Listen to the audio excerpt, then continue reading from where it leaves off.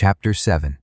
As you travel northward, your eye, accustomed to the south or east, does not notice much difference until you are beyond Birmingham. In Coventry you might as well be in Finsbury Park, and the Bull Ring in Birmingham is not unlike Norwich Market. And between all the towns of the Midlands there stretches a villa, civilization indistinguishable from that of the south.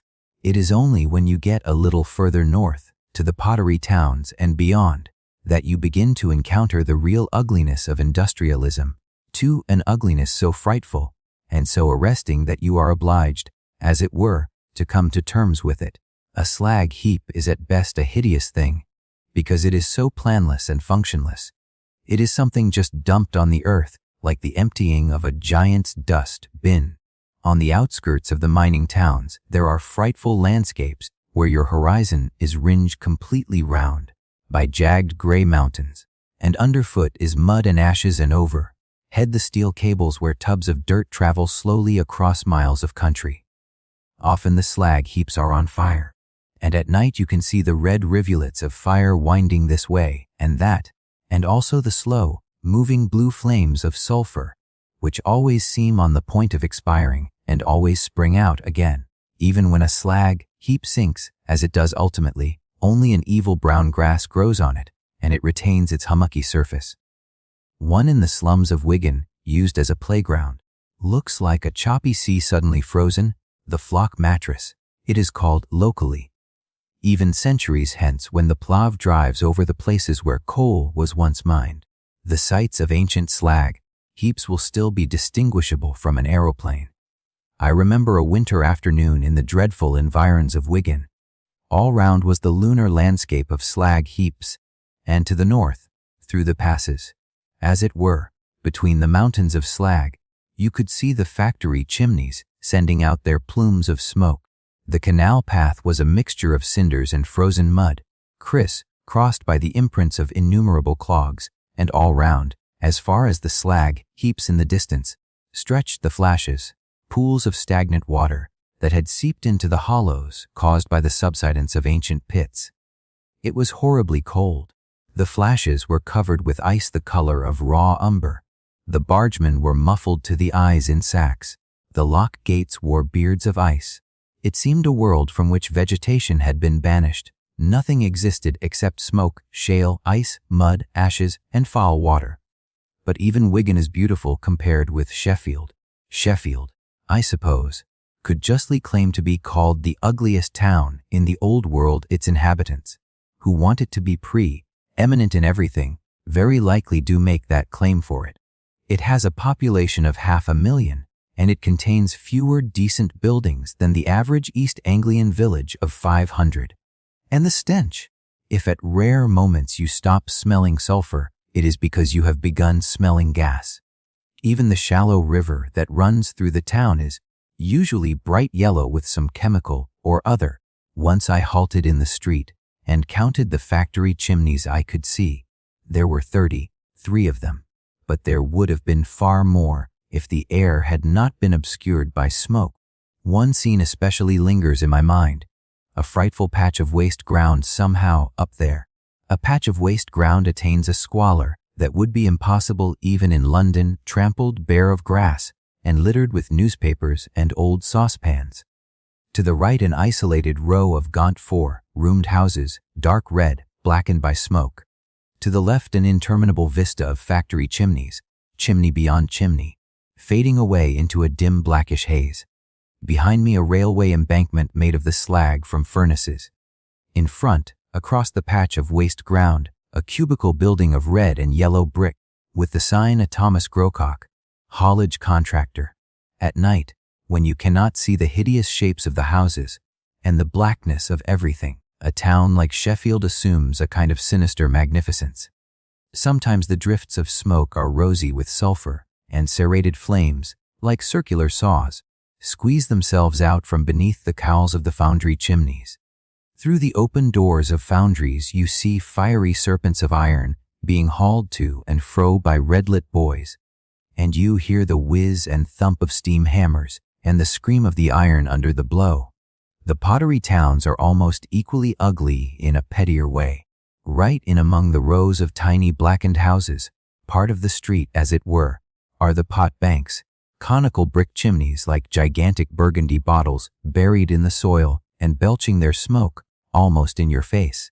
You come upon monstrous clay chasms hundreds of feet across and almost as deep, with little rusty tubs creeping on chain railways up one side, and on the other workmen, clinging like samphire, gatherers and cutting into the face of the cliff with their picks. I passed that way in snowy weather, and even the snow was black. The best thing one can say for the pottery towns is that they are fairly small and stop abruptly. Less than 10 miles away, you can stand in undefiled country on the almost naked hills, and the pottery towns are only a smudge in the distance. When you contemplate such ugliness as this, there are two questions that strike you. First, is it inevitable? Secondly, does it matter? I do not believe that there is anything inherently and unavoidably ugly about industrialism. A factory or even a gasworks is not obliged of its own nature to be ugly, any more than a palace or a dog kennel or a cathedral. It all depends on the architectural tradition of the period. The industrial towns of the North are ugly because they happen to have been built at a time when modern methods of steel, construction, and smoke abatement were unknown, and when everyone was too busy making money to think about anything else. They go on being ugly largely because the Northerners have got used to that kind of thing and do not notice it. Many of the people in Sheffield or Manchester, if they smelled the air along the Cornish cliffs, would probably declare that it had no taste in it. But since the war, industry has tended to shift southward, and in doing so has grown almost calmly. The typical post-war factory is not a gaunt barrack or an awful chaos of blackness and belching chimneys. It is a glittering white structure of concrete, glass, and steel, surrounded by green lawns and beds of tulips. Look at the factories you pass as you travel out of London on the GWR. They may not be aesthetic triumphs, but certainly they are not ugly in the same way as the Sheffield gasworks. But in any case, though the ugliness of industrialism is the most obvious thing about it, and the thing every newcomer exclaims against, I doubt whether it is centrally important. And perhaps it is not even desirable, industrialism being what it is, that it should lean to disguise itself as something else. As Mr. Aldous Huxley has truly remarked, a dark satanic mill ought to look like a dark satanic mill, and not like the temple of mysterious and splendid gods. Moreover, even in the worst of the industrial towns, one sees a great deal that is not ugly in the narrow aesthetic sense. A belching chimney or a stinking slum is repulsive chiefly because it implies warped lives and ailing children. Look at it from a purely aesthetic standpoint, and it may have a certain macabre appeal. I find that anything outrageously strange generally ends by fascinating me even when I abominate it. The landscapes of Burma, which when I was among them, so appalled me as to assume the qualities of nightmare, afterwards stayed so hauntingly in my mind that I was obliged to write a novel about them to get rid of them.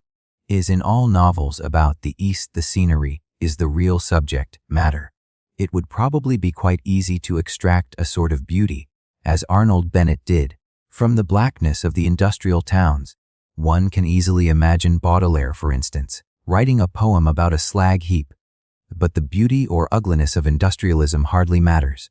Its real evil lies far deeper and is quite uneradicable. It is important to remember this, because there is always a temptation to think that industrialism is harmless so long as it is clean and orderly. But when you go to the industrial North, you are conscious, quite apart from the unfamiliar scenery, of entering a strange country. This is partly because of certain real differences which do exist, but still more because of the North-South antithesis which has been rubbed into us for such a long time past. There exists in England a curious cult of northernness, sort of northern snobbishness. A Yorkshireman in the South will always take care to let you know that he regards you as an inferior. If you ask him why, he will explain that it is only in the North that life is real life, that the industrial work done in the North is the only real work, that the North is inhabited by real people, the South merely by rentiers and their parasites. The Northerner has grit, he is grimdor, plucky, warm-hearted, and democratic. The Southerner is snobbish, effeminate, and lazy, that at any rate is the theory. Hence the Southerner goes north, at any rate for the first time, with the vague inferiority, complex of a civilized man venturing among savages, while the Yorkshireman, like the Scotchman, comes to London in the spirit of a barbarian out for loot. And feelings of this kind, which are the result of tradition, are not affected by visible facts.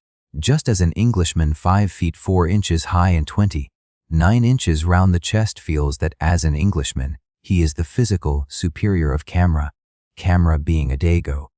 So also with the Northerner and the Southerner. I remember a weedy little Yorkshireman who would almost certainly have run away if a fox terrier had snapped at him, telling me that in the south of England he felt like a wild invader. But the cult is often adopted by people who are not by birth Northerners themselves. A year or two ago, a friend of mine, brought up in the south but now living in the north, was driving me through Suffolk in a car. We passed through a rather beautiful village.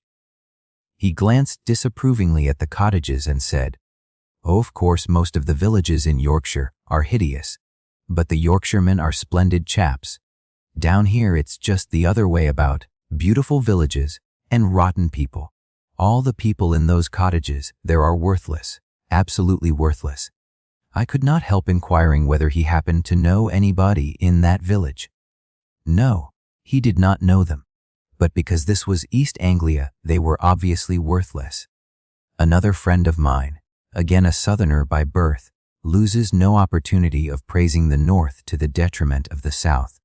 Here is an extract from one of his letters to me. I am in Clitheroe Lanes. "I think running water is much more attractive in moor and mountain country than in the fat and sluggish South. The smug and silver Trent, Shakespeare says, and the South, or the smugger, I say." Here you have an interesting example of the Northern cult. Not only are you and I and everyone else in the south of England written off as fat and sluggish, but even water, when it gets north of a certain latitude, ceases to be Eto and becomes something mystically superior. But the interest of this passage is that its writer is an extremely intelligent man of advanced opinions who would have nothing but contempt for nationalism in its ordinary form. Put to him some such proposition as one Britisher is worth 3 foreigners, and he would repudiate it with horror. But when it is a question of North versus South, he is quite ready to generalize all nationalistic distinctions, all claims to be better than somebody else because you have a different shaped skull or speak a different dialect, are entirely spurious. But they are important so long as people believe in them. There is no doubt about the Englishman's inbred conviction that those who live to the south of him are his inferiors. Even our foreign policy is governed by it to some extent. I think, therefore, that it is worth pointing out when and why it came into being. When nationalism first became a religion, the English looked at the map and, noticing that their island lay very high in the northern hemisphere, evolved the pleasing theory that the further north you live, the more virtuous you become. The histories I was given when I was a little boy generally started off by explaining in the naivest way that a cold climate made people energetic while a hot one made them lazy, and hence the defeat of the Spanish Armada. This nonsense about the superior energy of the English, actually the laziest people in Europe, has been current for at least 100 years. Better is it for us, writes a quarterly reviewer of 1827, to be condemned to labor for our country's good than to luxuriate amid olives, vines and vices. Olives, vines, and vices sums up the normal English attitude towards the Latin races. In the mythology of Carlyle, Creasy, etc., the Northerner Teutonic, later Nordic, is pictured as a hefty, vigorous chap with blonde moustaches and pure morals, while the Southerner is sly, cowardly, and licentious. This theory was never pushed to its logical end, which would have meant assuming that the finest people in the world were the Eskimos.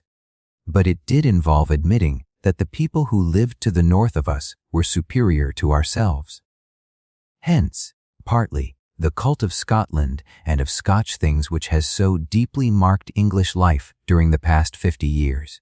But it was the industrialization of the North that gave the North-South antithesis its peculiar slant. Until comparatively recently, the northern part of England was the backward and feudal part, and such industry as existed was concentrated in London and the southeast. In the Civil War, for instance, roughly speaking a war of money versus feudalism, the North and West were for the king and the South and East for the Parliament.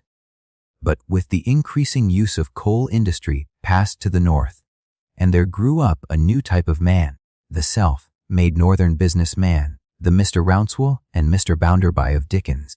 The northern businessman, with his hateful get-on or get-out philosophy, was the dominant figure of the 19th century, and as a sort of tyrannical corpse, he rules us still. This is the type edified by Arnold Bennett, the type who starts off with half a crown and ends up with £50,000, and whose chief pride is to be an even greater boor after he has made his money than before. On analysis, his sole virtue turns out to be a talent for making money.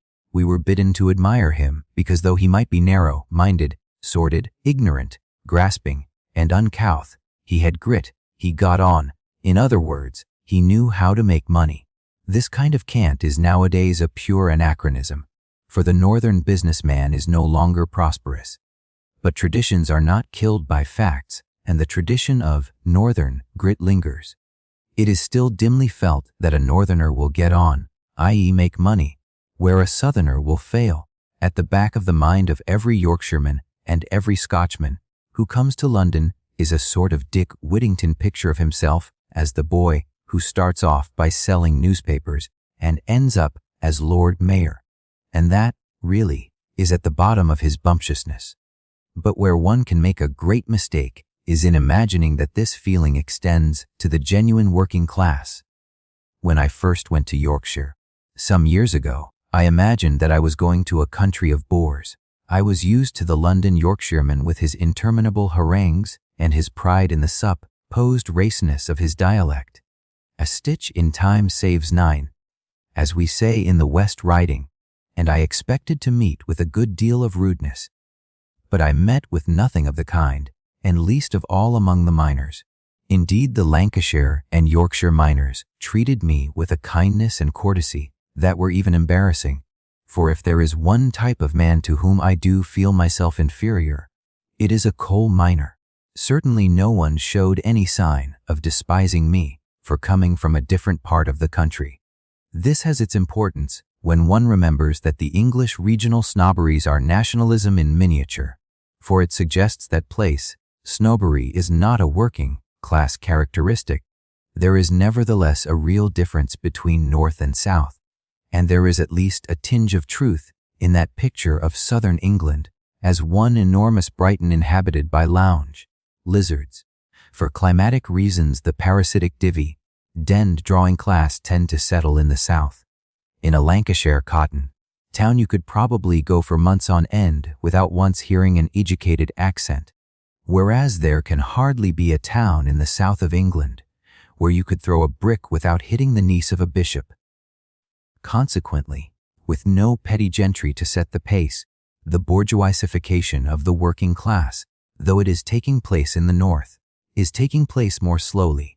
All the northern accents, for instance, persist strongly, while the southern ones are collapsing before the movies and the BBC.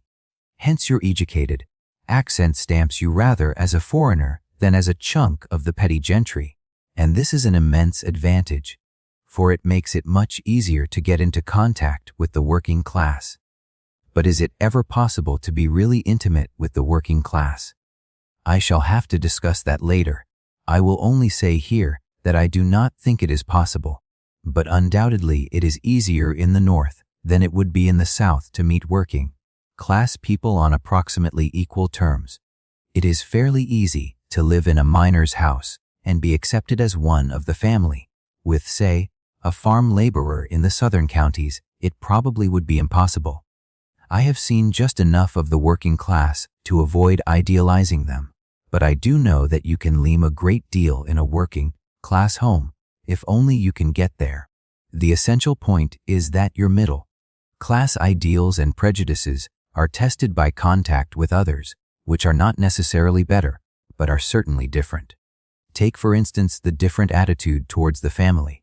A working class family hangs together as a middle class one does, but the relationship is far less tyrannical. A working man has not that deadly weight of family prestige hanging round his neck like a millstone. I have pointed out earlier that a middle-class person goes utterly to pieces under the influence of poverty, and this is generally due to the behavior of his family, to the fact that he has scores of relations nagging and badgering him night and day for failing to get on. The fact that the working class know how to combine and the middle class don't is probably due to their different conceptions of family loyalty. You cannot have an effective trade union of middle-class workers because in times of strikes almost every middle-class wife would be egging her husband on to blackleg and get the other fellow's job. Another working-class characteristic, disconcerting at first, is their plain spokenness towards anyone they regard as an equal. If you offer a working man something he doesn't want, he tells you that he doesn't want it. A middle-class person would accept it to avoid giving offense. And again, take the working-class attitude towards education. How different it is from ours, and how immensely sounder! Working people often have a vague reverence for learning in others, but where education touches their own lives, they see through it and reject it by a healthy instinct. The time was when I used to lament over quite imaginary pictures of lads of 14 dragged protesting from their lessons and set to work at dismal jobs. It seemed to me dreadful that the doom of a job should descend upon anyone at 14.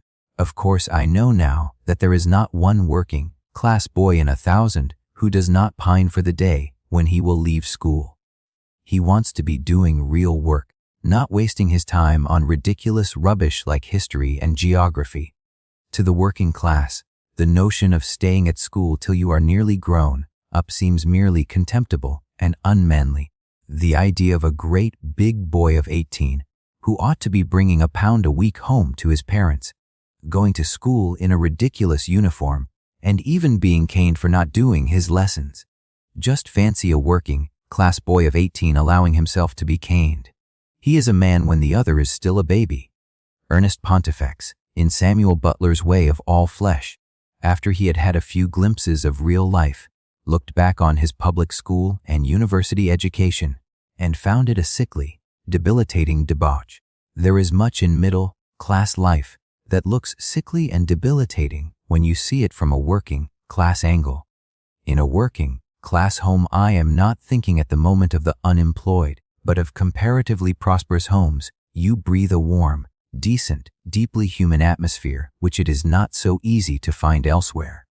I should say that a manual worker, if he is in steady work and drawing good wages, and if which gets bigger and bigger, has a better chance of being happy than an educated man.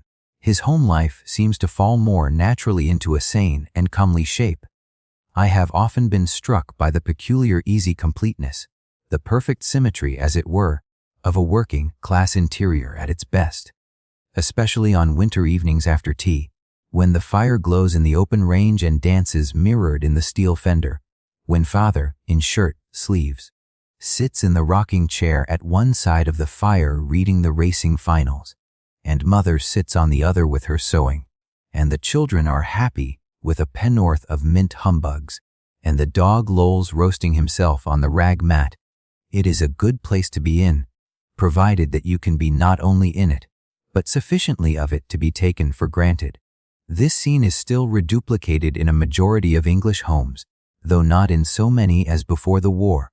Its happiness depends mainly upon one question, whether father is in work. But notice that the picture I have called up of a working-class family sitting round the coal fire after kippers and strong tea belongs only to our own moment of time and could not belong either to the future or the past. Skip forward 200 years into the utopian future, and the scene is totally different. Hardly one of the things I have imagined will still be there. In that age when there is no manual labor and everyone is educated, It is hardly likely that father will still be a rough man with enlarged hands who likes to sit in shirt, sleeves and says, "We're coomin', oop street." And there won't be a coal fire in the grate, only some kind of invisible heater. The furniture will be made of rubber, glass and steel. If there are still such things as evening papers, there will certainly be no racing news in them, for gambling will be meaningless in a world where there is no poverty, and the horse will have vanished from the face of the earth.